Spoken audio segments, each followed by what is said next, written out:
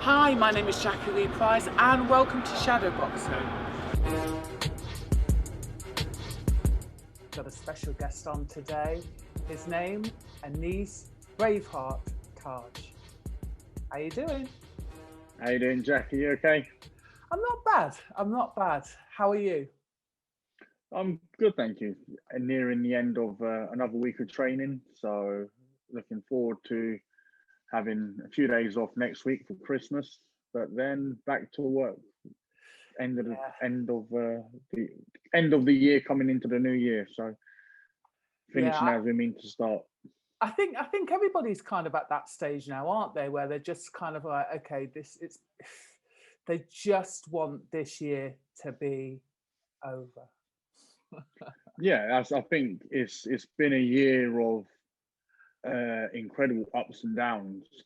How have you coped with the whole lockdown over the year? Because you're on the small horse scene, aren't you?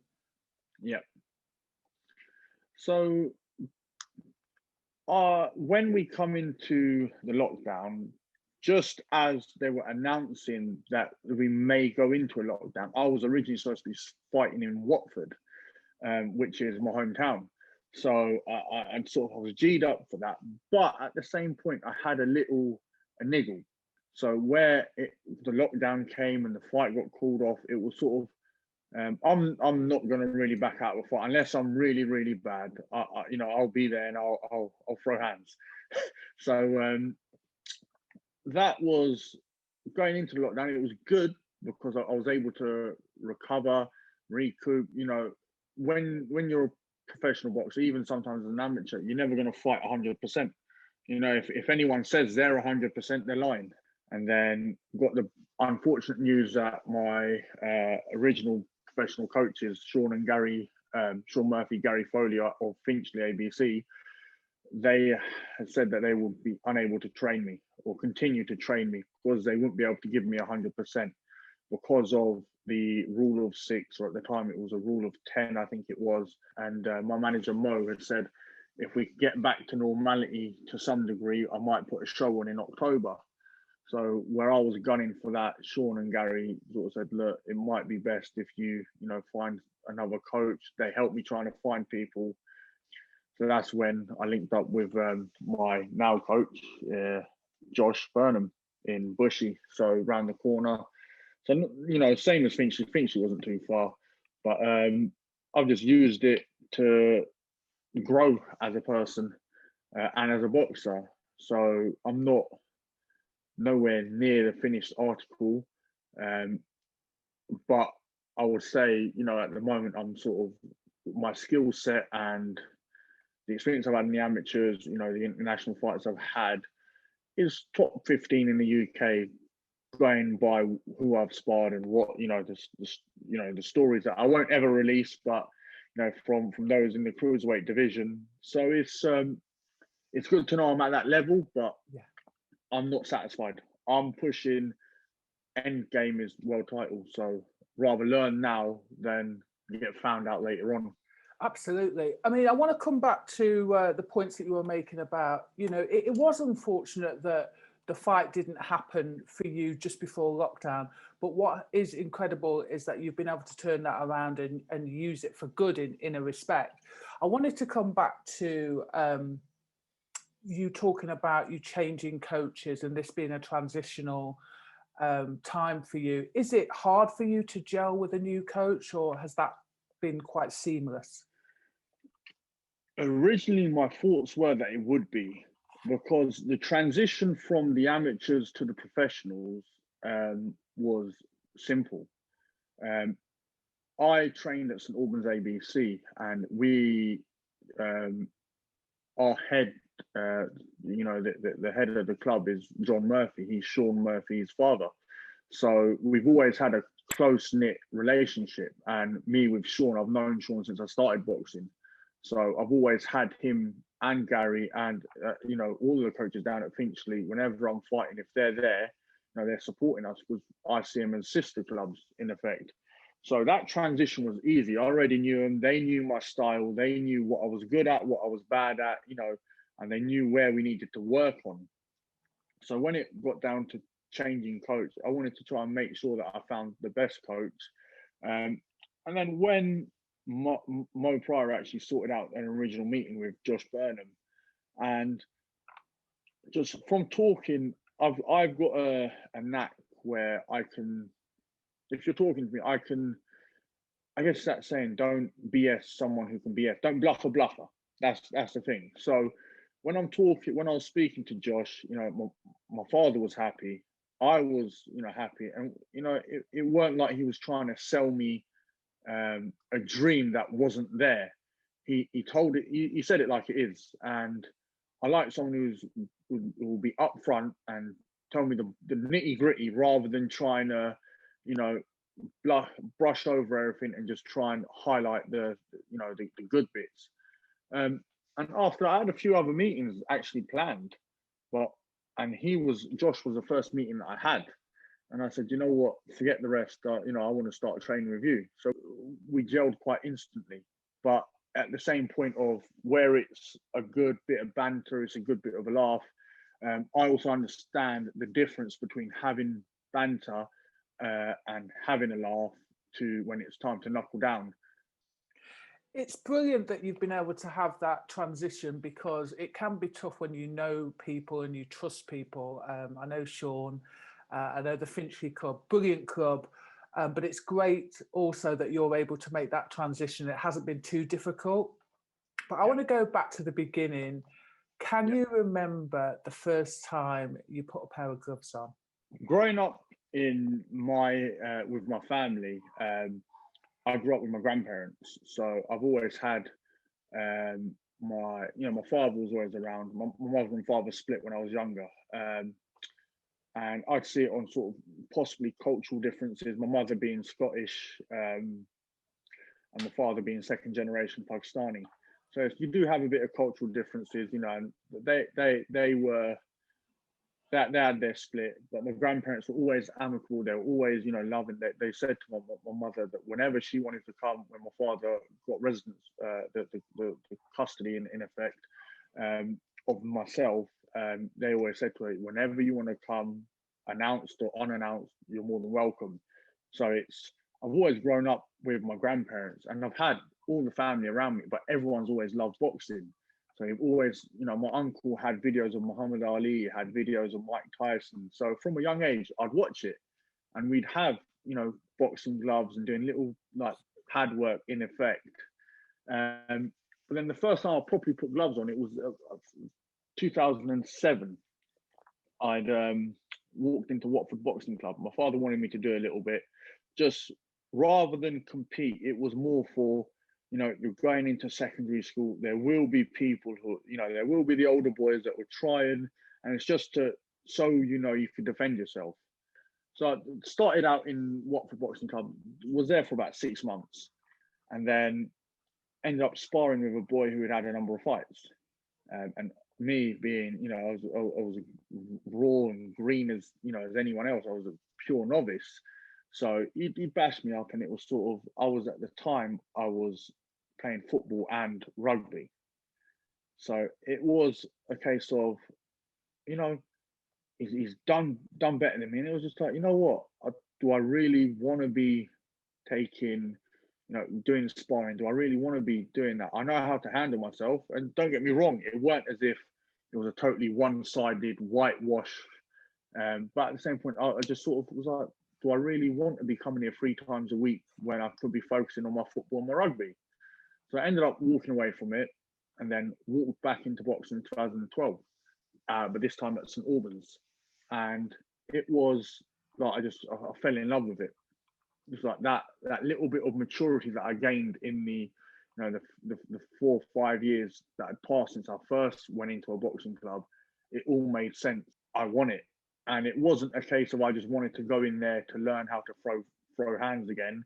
It was, I wanted to go in there to, I want to fight. I want to compete. I want to go to the Olympics.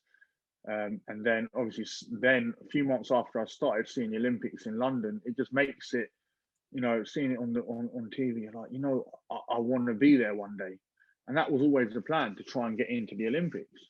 So from there, it was like, it just produced, watching that, it produced just a pure bit of passion. I wasn't the most talented. I wasn't, as some people walk in and they pick it up instantaneously. Had a bit of it, some natural talent, some reflex and stuff, but it was also the graft. I put in the work. So where others were slacking, I wasn't. And 6 months later, I had my first fight in the Boston Arms, the Dome, on a Finchley show. Boston Arms. Every time I hear hear that name, I just reminisce of the times and that I've been there and watched shows. The sticky floor, people can have a beer at the bar. How was that, sort of walking up those back stairs into that really rowdy room as well? Because it gets packed, doesn't it? Yeah, it does. And that was possibly the best experience I could ever ask for in a first fight, because it brings everything. You've got the little bit of, you have the crowd playing into, oh, it's Finchley versus St Albans. Oh, we're Finchley crowd. We're behind them. So it's, you hear the I brought some people there, so it was like, ANEES TAJ, and it was like, oh yeah, go on ANEES, go on son, and it's like you hear for the old boy Finchley, and it's like just the ruckus. So it's really overpowering to someone. For some people, it might be too much, overwhelm people, but I took it in my stride. I enjoyed the experience, and I thought to myself, if I could deal with that in my first fight, I could deal with a lot of stuff. So it was a great experience, having to strip off and you stand there in your boxes in front of everyone, and your opponent's peeking out of the curtain, looking, oh, that's my guy, oh, he looks a little bit bigger than I thought, or whatever's going through their mind, you never know. And then I turn around just having a look, like, is that my guy? And I've never seen these. As you get more into boxing, you sort of be able to figure out who you're fighting, or when you get up the levels, they're known anyway, so you've seen them around on the circuit, and then you see another person looking similar, so you're like, wait, is that my guy? So it's like all those thoughts rushing through your head. But no, it was a good experience and a good show.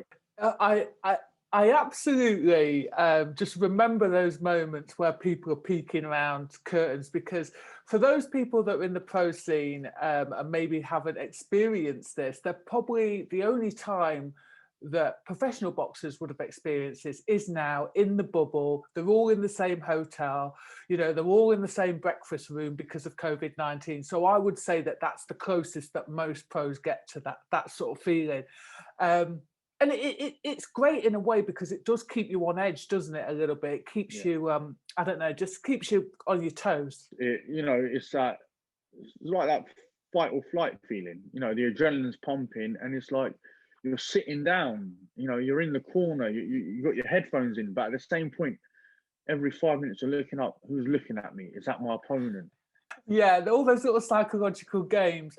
So after a few years of being in the amateur scene, yeah, I heard you got a call up from Pakistan, Team Pakistan. Yeah, so going into the 2016 to 17 season, the Alliance and England Boxing had split, and I had no allegiances to England Boxing. I had no allegiances to the Alliance. My allegiance was to St Albans Boxing Club. So whatever they did, be it good, be it bad, however anyone wanted to interpret it, I was with them. I'd boxed for an England team in 2016 with Sab Leo. I went out on an England select against Lombardia select, and I performed quite well. And Sab was happy. He goes, you're probably fringe England team at the moment. So having that in your mind, you start thinking, oh, okay, if I'm, if this is an England coach saying this, I must be, doing all okay then. Then I had a number of clubs just saying stuff like, oh, you need to stay with an England boxing team. And it's like, I'm staying with St Albans, whatever they do. So there was no chance in boxing for England at that time that the split happened. And then the story had come out about Pakistan looking for someone 91 kilos, and had a word with them. Then I had an interview on Pakistan national TV. They came down, watched me, and I said, in that interview, I said, listen, I want to box for Pakistan.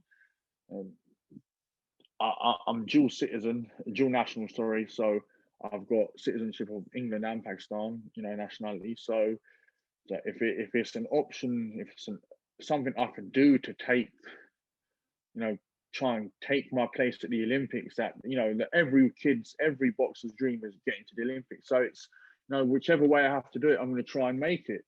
And I always see it as, it's not so much about the setup that makes you, it's also the grit and determination. I'd been out there, I think it was 2018, I'd done an assessment with them.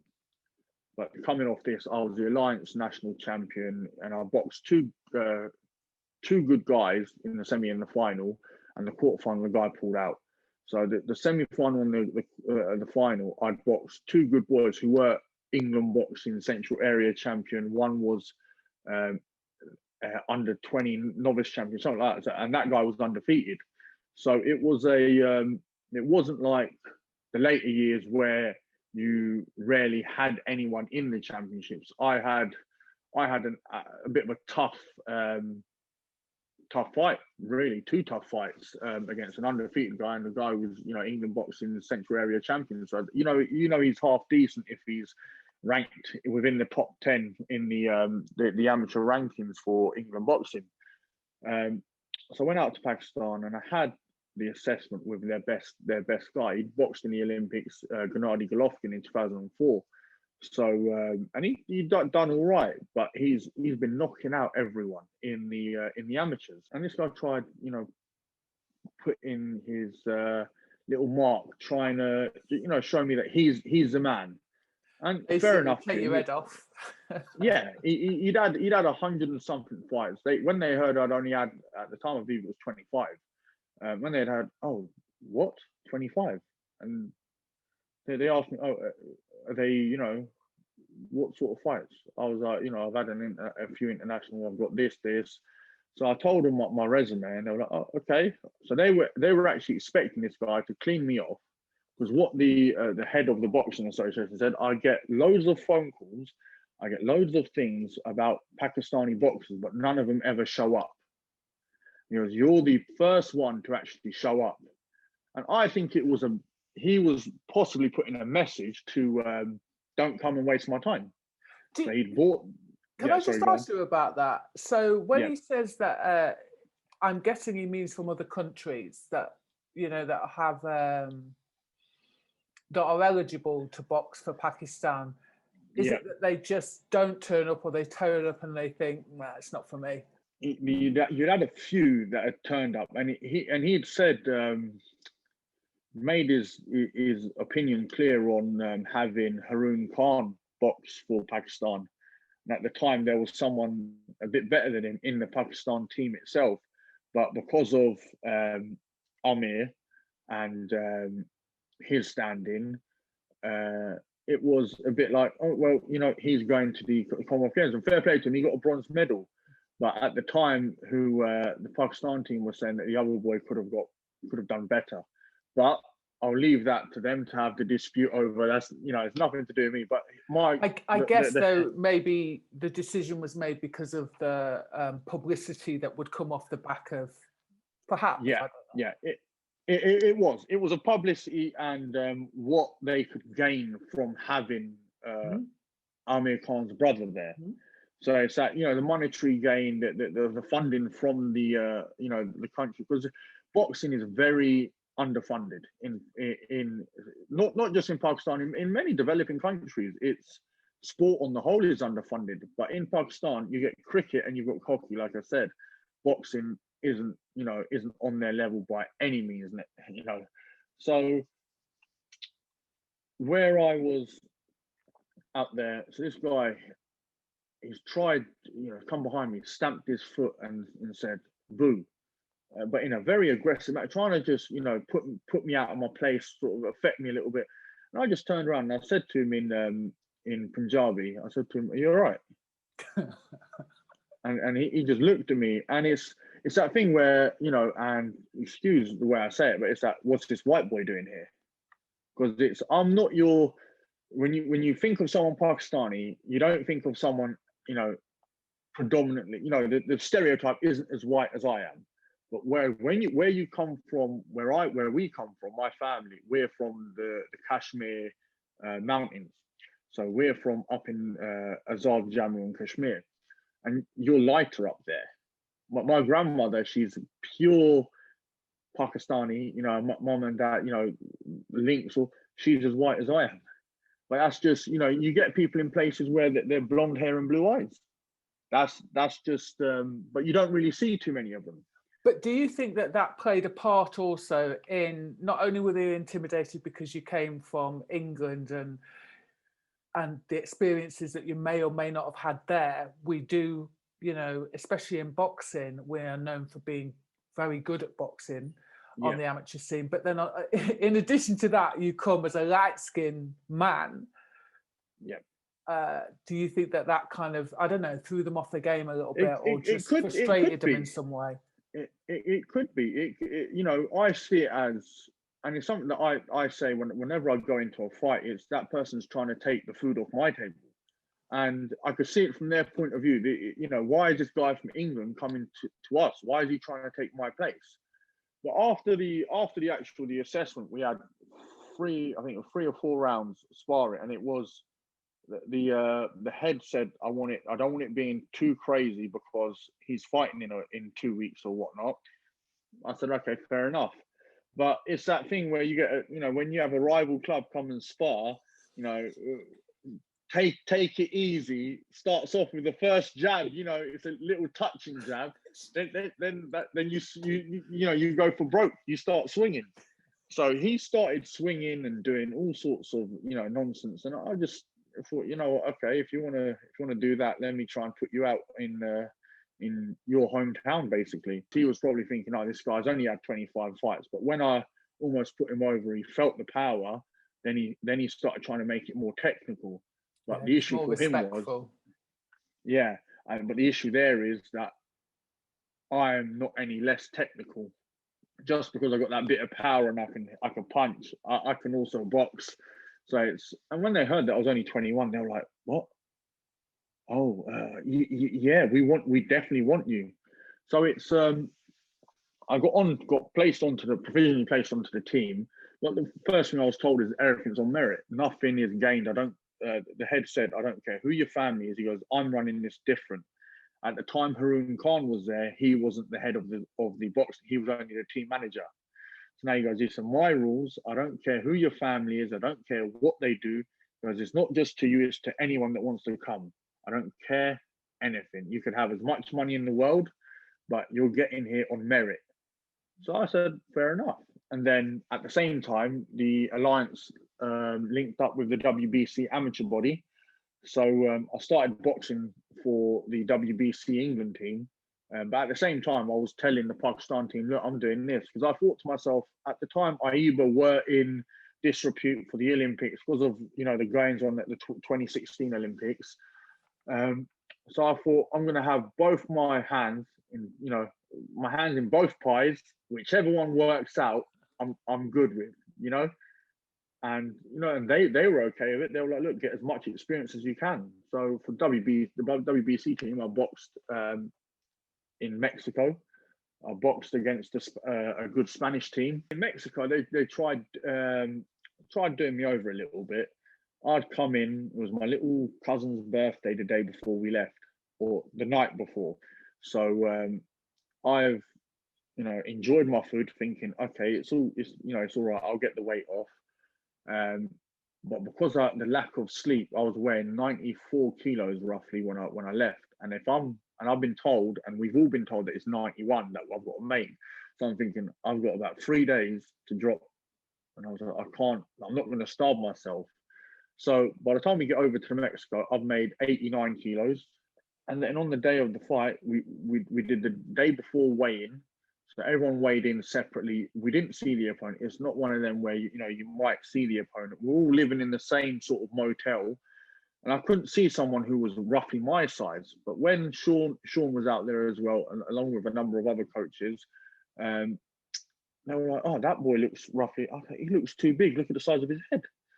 And you never see a big Mexican, and it's like, I'm looking at him like, this guy is huge.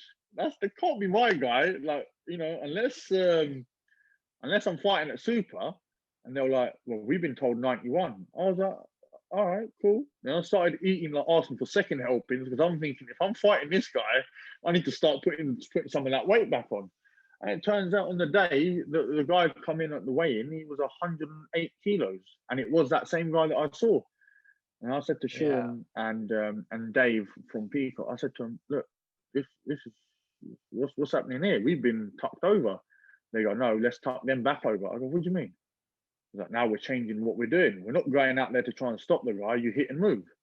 So we changed the sort of plan, where the original plan was to sort of put it on him a little bit, try and push for a stoppage, because I've been stopping everyone before that. Last 3 fights, I'd had 3 stoppages. So my man strength was coming through. But where I saw, I'm down by at least, 19 kilos. I was like, I'm not going to even try and slug it out with someone, because, like my father says, that's 19 sugar bags, 19 Tate and Lyle sugar bags, and it can make a huge difference. Oh, it does. I've fought at super heavyweight as well previously.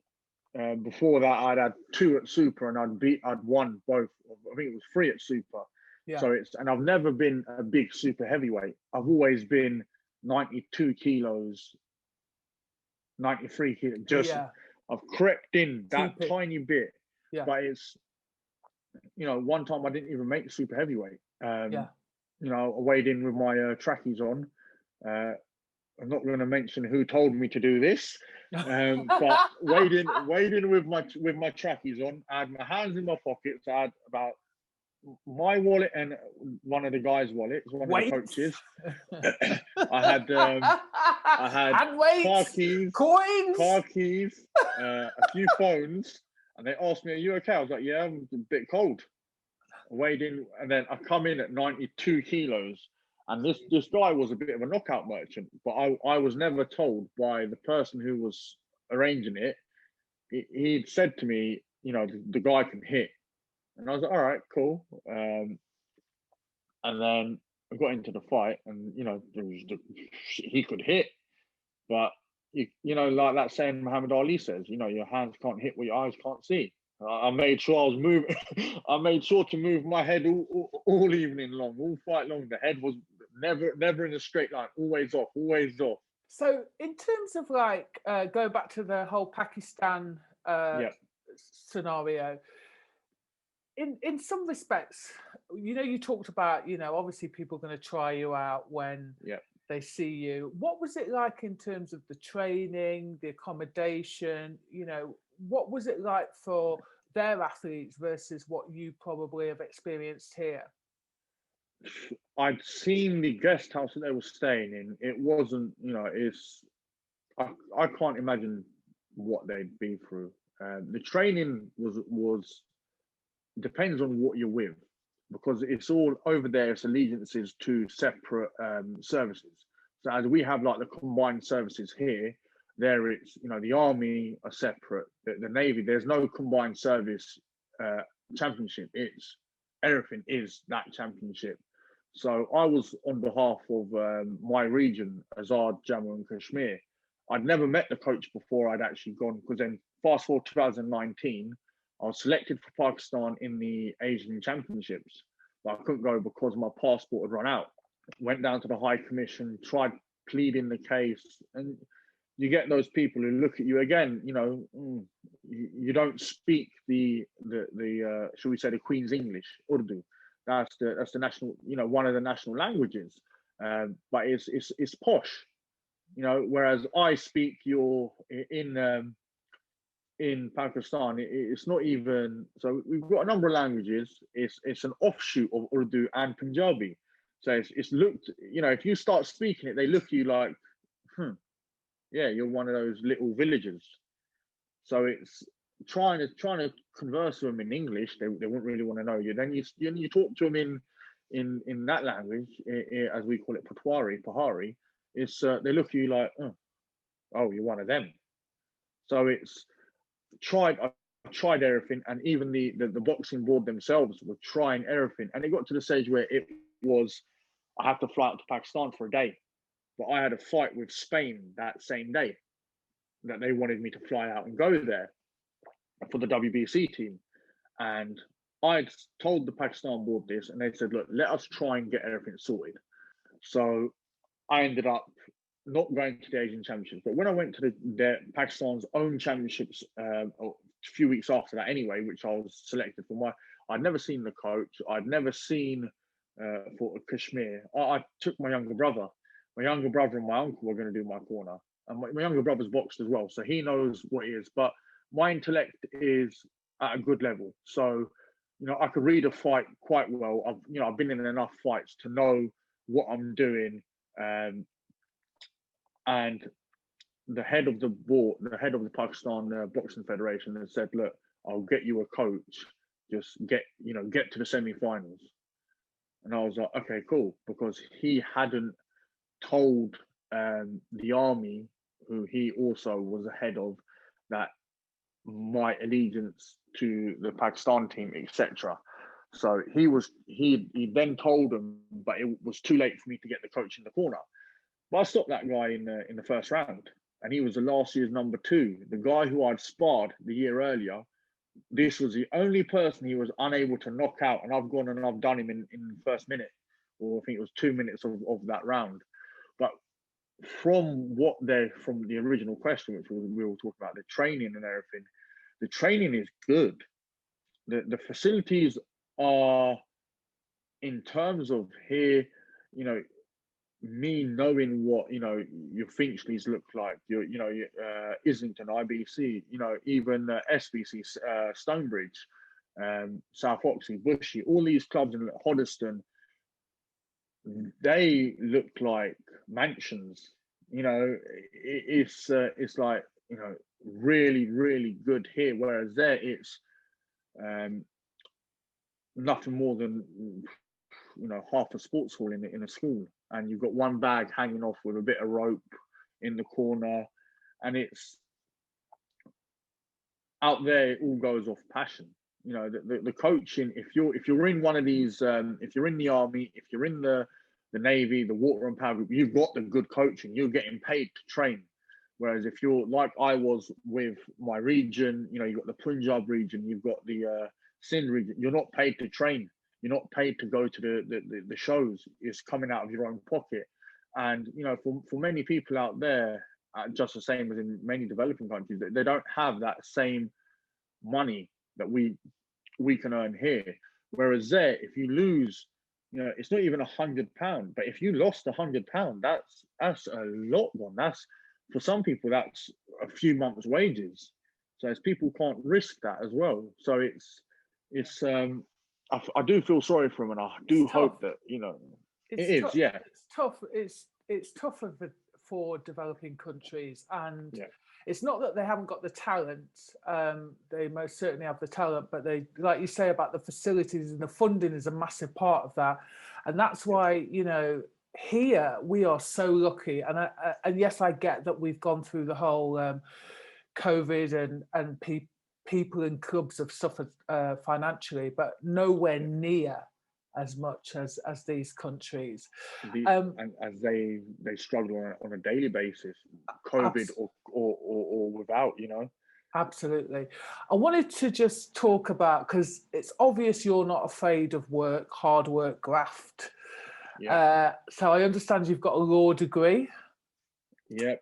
Tell me a little bit about, number one, how you managed to juggle your boxing with your study and what you're doing with that law degree now. So the law is something I've always enjoyed. I've always looked at it and thought, I like the concept. So on 18, I won the Haringey box fight. I beat David Adelaide in the final, and I had an unconditional offer, so a scholarship to fight to go to university, or University of West London. It might not be the most prestigious for some people, but for me, it was like, okay, that they want me. I must be doing something right. If they give me an unconditional, they know my work is at a decent level. But it was also, represent our boxing club. And I was like, yeah, perfect. So it's might as well. So, but at the time when I'd won the Haringey, I was debating turning pro at 18. And being 18, you're naive. And I was slightly naive to boxing. And then Sean's dad, John, him and my amateur coach, Jim Crawley, they sort of said to me, listen, relax yourself, get your studies done. And then my grandfather said the same. He goes, get your law degree, goes, do your degree, make sure you do it. He goes, afterwards, you could do whatever you want. So ended up doing the 3 years of law degree. I got a good 2-1. And then my grandfather, at the end of the 3 years, he turned around and said, "Oh, look, son, do the legal practice course, which is the vocational stage of becoming a solicitor. So you need to do this, and then you can go on to get in a training contract with a law firm." Grandfather said, do that, then you can do whatever you want. So he was, in effect, making me sort of move me towards becoming a solicitor and possibly, just staying as an amateur boxer. So I'd done that. Then he said, all right, so you can do whatever you want after I've done it. And I was like, oh, I'm going to turn pro. And I'm a very big advocate of the student athlete. And it may come from, movies such as, Coach Carter. It's that's one of my favorite movies, but there's a lot of truth to it. You can't be putting all your eggs in one basket because, God has a plan for everyone. Tomorrow is not promised. Just like tomorrow is not promised, boxing is not promised.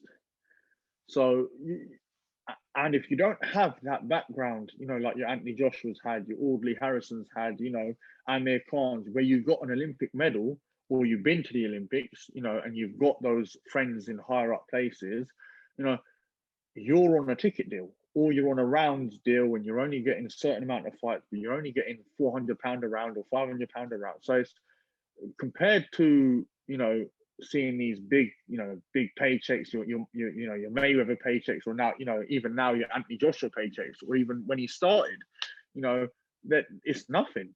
It's tiny. So you need to have something to fall back on. And that's why whenever I help out at my old amateur club, I'm an advocate, a big advocate of student athlete. Of you're a boxer, but you need to have the education. Now, some people, they're not educationally minded. They're not, they don't want to be. But it's the thing that I always stress is, if you don't want to be, if you don't want to go to university, you don't want to, do anything like that, or apprenticeships, if that's not, get a trade, become a plumber, become an electrician, something like somewhere 100%. where you're going to make money. Because, and the thing that I always stress is, you're not making money out of boxing. Just like myself, I may box full time, as everyone likes to say, at the club, but at the end of it, I'm a legal assistant for a property company. What's great about what you're saying is a lot of people can learn from it. There are a lot of people that do have to still work and train and box on the small horse scene, like you've said. So I think it's absolutely amazing what the story that you're pushing, especially to those young people that probably think that they don't see because they don't see your the likes of your small horse, because we're not exposed as much as your bigger fighters. Even you look at those on the match, you look at Joe Laws, a very nice guy, I know him quite well. You look at him, you see these people at the forefront. You're less likely to see, ANEES TAJ from St Albans, from St Albans Boxing Club, or ANEES TAJ boxing out of Watford. You're less likely to see that until I start making a name for myself by either boxing or within the sport. Now, people within amateur boxing knew me, and within professional boxing they know me. There's stuff going around about that cruiserweight that's half decent.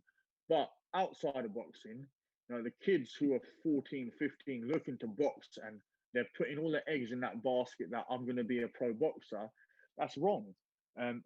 Like you said, a lot of pro boxers that are on small hall deals, small hall promoters and managers, they have, you know, everyday jobs. That you know, some of them are roofers. Let's take my stable for example. Jed Smith, who just boxed on a Matchroom show, he's a roofer. He's got to implement his training around his work. And let's be fair, that is a tough job on the body, and then he has to train on top of that. Exactly. And it's once we get the younger generation to understand that this is what happens and this is how it happens, that only then can we say that we won, because only then do they know that, you know, okay, fair enough. What ANEES is saying is, you know, boxing is never going to make you money until you get to the upper echelons of the division. And even then, you might not make as much money as you want. You need to have that backup plan. Let's say you make 100 grand in a year. You know, you got to remember the tax man's taking. You know, you're over 45%, 45,000. The tax man's going to take a good chunk of that. And if people don't realize, you know, at 45%, you know, of 100 grand, by the time he gets to it, you probably took home 60, but then at that same point, you've got to pay your coaches, you've got to pay your fees. So everybody. You're walking back with maybe, let's say if you're lucky, 30 grand.